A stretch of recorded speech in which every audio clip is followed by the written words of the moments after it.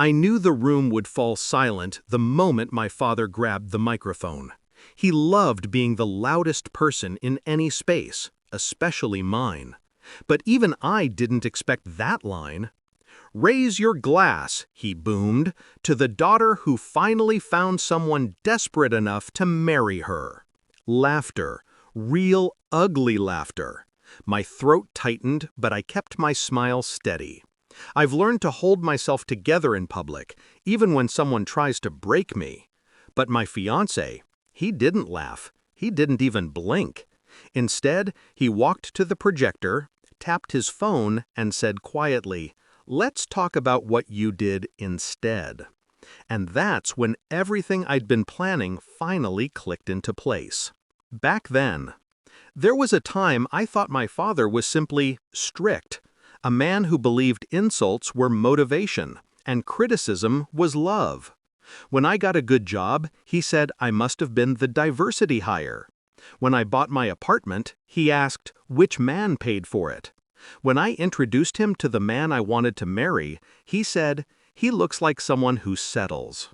I spent years trying to twist myself into shapes that made him proud. The truth is simple. My father didn't want a daughter. He wanted a mirror that reflected only his greatness.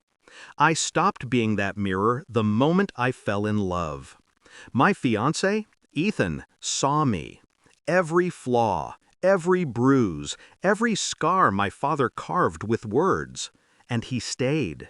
For the first time, I thought I'd outrun the man who'd spent his life sabotaging everything good I touched. But villains don't retire. They reload. The discovery. It started with the accountant my father forced on us. Family should handle family money, he'd said. But I noticed changes, numbers that didn't match, transfers marked as routine, expenses I didn't recognize. I asked questions. I got smirks, deflection, patronizing taps on my shoulder. Then one night, while preparing wedding documents, I found it. A signature that wasn't mine. An agreement tying my finances to a debt that didn't belong to me. My father's debt. And a message from him to the accountant. She won't notice. She never does. My first instinct was to cry. My second was to confront him. But my third, the one that saved me, was silence. I said nothing. I simply began to plan. Shift in mindset. I learned to detach, to observe him like a specimen behind glass. I recorded everything, every message, every falsified document, every condescending remark he made when he thought he still controlled me. I hired my own attorney under the guise of planning a prenup. I found a forensic accountant who specialized in hidden fraud. And then I learned the most important truth. If I got married before the debt hit the system, I'd inherit liability. If I exposed it after the wedding, in front of witnesses, the fraud would be undeniable, and the protection, ironclad. So I timed everything perfectly, right down to the second. Execution. Ethan knew parts of the plan. He didn't try to stop me. He simply asked one question. "Are you sure?" I was. We swapped my father's accountant for a federal investigator posing as one. We traced every illegal transfer. We gathered enough evidence to bury my father professionally, socially, and legally. All I needed was the right moment to deliver it. And my father? He handed it to me wrapped in a joke. Climax. The projector flickered to life. My father's smirk froze. On the screen appeared documents, bank statements, signed forms, emails, his emails.